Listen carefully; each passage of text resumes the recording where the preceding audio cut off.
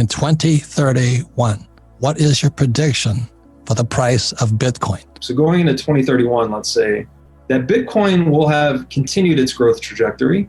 It will have played out another one of these price cycles. Possibly its price cycle will have broken and it just gone into a long, slow grind upwards as people realize it's a game of accumulation. And I think Bitcoin by this time will have reached about 20% of global purchasing power. So this would imply Bitcoin's market cap in 2031 dollars to be about $250 trillion.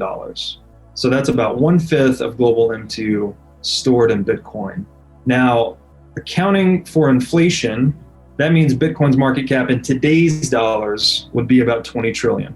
So in 2031 dollars, and this is a very bright line to distinguish, I think Bitcoin by the year 2031 will be north of $12.5 million per Bitcoin. But $12.5 million per coin?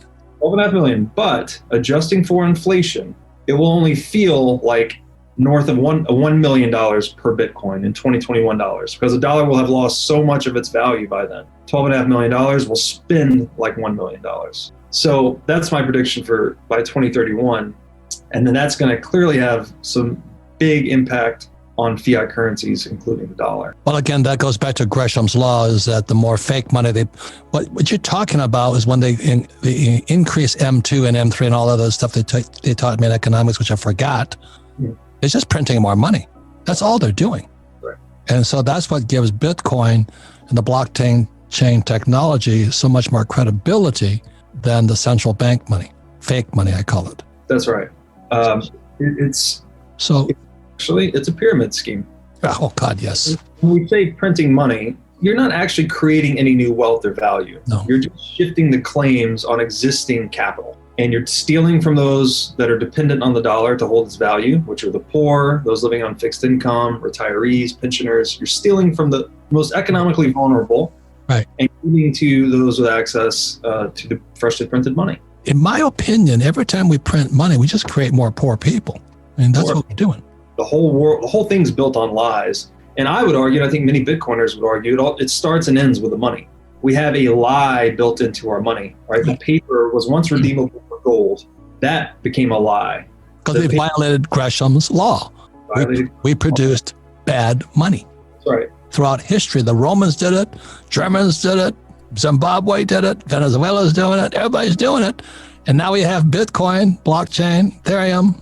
Clearly I'm very focused on Bitcoin. I don't advocate for other cryptocurrencies. I don't think Ethereum is going to be a big deal, or as big of a deal as Bitcoin. I think gold, it's a 5,000-year-old technology, will only be disrupted once, and that is by Bitcoin. And that's what we're going to see play out over the next 10 years. So with Bitcoin by 2031, north of $12.5 million per coin, it's equal to about 20% of the global purchasing power. So it's about half the dollar's value in total.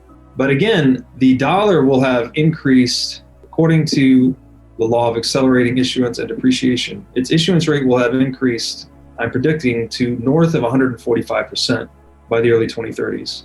Before we continue, help us by smashing that YouTube like button and subscribe now to this channel. This shows the algorithm that you value the information, and it helps us spread this message. Sharing is caring. Please like and subscribe now. Thank you. And now, let's continue. This would be early stage hyperinflation. Or you could say actually probably medium stage hyperinflation. Typically a currency won't last more than a few years. Couldn't somebody just create their own Bitcoin and their own network and just blow Bitcoin out of the water? So this is a nuanced answer to the question. It's not a straightforward question to answer, because many people think, oh, iPhone disrupted BlackBerry, Facebook disrupted MySpace, something can disrupt Bitcoin. The first answer would be money itself. Why is money as a network valued? And it turns out that there are properties to money: divisibility, durability, recognizability, portability, scarcity. And then the network that gets built up around that is valued based on how liquid it is, and what the network effects are. So how many people you can exchange with. So new investors always prefer the most liquid money. Right. It's a self-fulfilling prophecy, basically. It's the same reason, the argument I commonly make is the same quantifiable reasons we only have one analog gold for those same reasons, we will only have one digital gold. And then again, if you look at those properties of money that gold best satisfied historically, divisibility, durability, recognizability, portability, scarcity, Bitcoin has essentially perfected them. It's a pure digital asset, so it's infinitely divisible. It's stored in a distributed way, so the information does not break down. This is something like the Bible, right? The Bible's outlasted empires because it's distributed information. It's infinitely portable because it's digital. You can move it at the speed of light. It's infinitely recognizable, meaning you can audit the total supply, you can run a node, you can verify the money supply. Anyone can do it anywhere for free. And then finally, it has perfect scarcity. It's the first asset in human history that we know has an absolutely fixed supply and no one can change. So why couldn't somebody just create their own coins? And they do. There's thousands of them out there.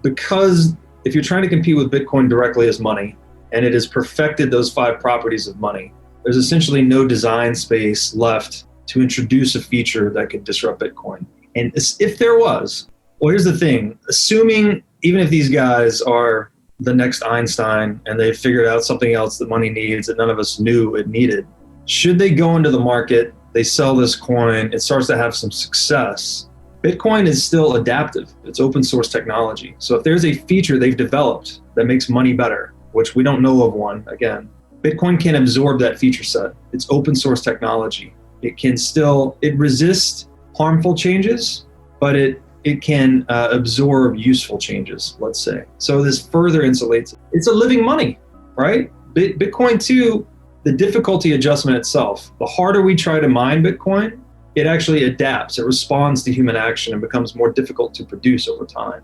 That is the game. It's the first money that's responsive to human action. If you look at Bitcoin through that lens, Bitcoin has a 4-sided network effect. We have buyers in Bitcoin, we have sellers of Bitcoin, we have the miners, and then we have all the entrepreneurs building on top of and around it. So if you're going to try and disrupt this network, you have to introduce a superior value proposition that Bitcoin can somehow not absorb. Again, it's open source software, it can absorb features that are useful. And you have to convince this entire global network that's 4-sided to move simultaneously. And the whole thing is centered on a $1 trillion asset now. Typically when these networks get above 100 billion, they become dominant. What to do in such a situation? Inform yourself and keep your financial education strong.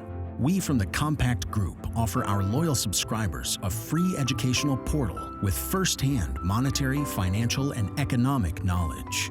Enter our invite-only Insider Club by clicking the link below. You will get access to first-class information far earlier than the rest. We have prepared a special deal for all our members where you can access a giant pool of Robert Kiyosaki's financial wisdom for just $1. To find out more, simply click the link below and join our Insider Club absolutely free. But there is more you can and should do. Build up several streams of income. More and more people realize that they have to take their future in their own hands, but they don't know how and where to start. We from Compact offer our Insider Club members unique opportunities. Strengthen your financial muscle and get the edge.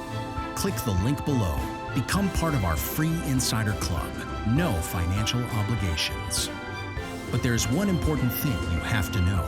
You have to become active. So do it now. Become active and see you on the other side.